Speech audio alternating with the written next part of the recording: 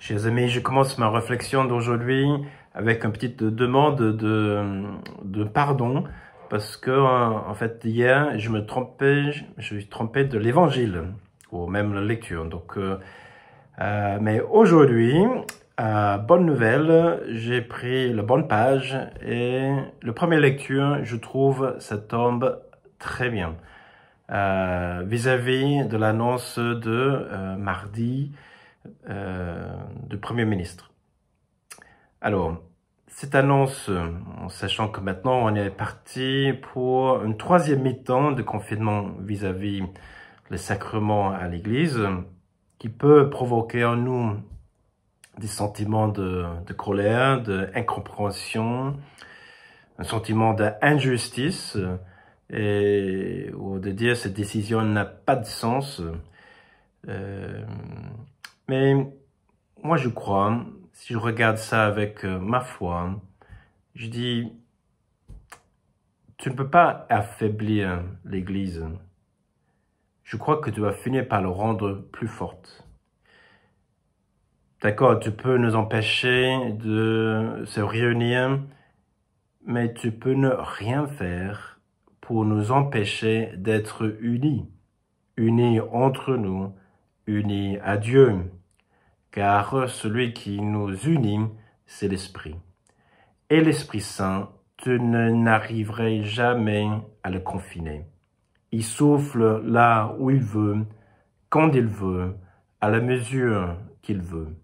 Et c'est sûr que pendant 7 ans de confinement, cette prolongation imposée, il va souffler davantage, plus que d'habitude. Bien sûr, l'Eucharistie, c'est notre moyen ordinaire pour recevoir les grâces du Seigneur, les grâces dont nous avons tellement besoin, de recevoir sa présence réelle. Mais même si nous sommes privés de ces moyens ordinaires, il ne faut jamais penser que Dieu se limite à ce qui est ordinaire. Il a de milliers, de millions de manières extraordinaires qui peut donner ses grâces là où il veut, à la mesure qu'il veut, avec un cœur qui est attentif, ouvert à cela. Dieu peut nous donner autant de grâce si on le communie tous les jours. Alors, il nous invite aujourd'hui à nous mettre à l'école de l'Esprit Saint, pendant ce temps jusqu'à la Pentecôte, et même après. Donc, dans la première lecture, on trouve Philippe, à qui l'Esprit dit, mets-toi en marche vers Gaza, et le chemin est désert. Alors, tu mets dans la place de Philippe. Pourquoi je vais à Gaza? À quoi faire? En plus, le chemin est désert, il n'y a personne. Pourquoi je vais là-bas? Mais Philippe, il ne pose pas de questions comme ça. Il se met en marche. Il est obéit. En plus, l'Esprit Saint, quand il l'envoie, il n'explique pas plus, juste va. Il dit pas pourquoi faire, qui va rencontrer, le raison, le durée, rien. Il juste dit, Philippe va. Et Philippe va. Quelle foi, quelle confiance dans l'Esprit Saint. Il se met en marche. Et il reste à l'écoute. Si l'Esprit m'envoie en ces lieux déserts, il doit avoir raison. J'y vais et je vais continuer à écouter. Et là, l'Esprit dit, rejoins ces chars. Et là, Philippe, pas seulement il marche vers ses chars pour faire il sait pas quoi, mais il court. C'est beau, non?